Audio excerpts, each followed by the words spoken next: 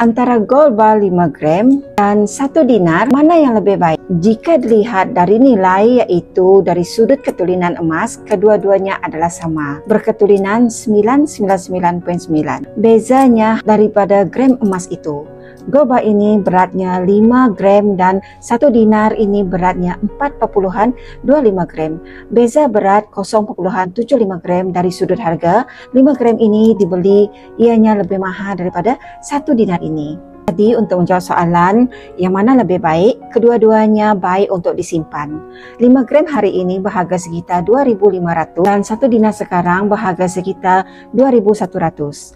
Anda boleh pilih sama ada anda sukakan desain dinar yang bulat begini atau petak seperti ini. Belian emas public gold adalah secara online dan anda hanya perlu berdaftar sebagai ahli public gold tanpa sebarang charge, dan anda boleh pilih untuk membuat belian terus jika anda ada wang tunai yang cukup.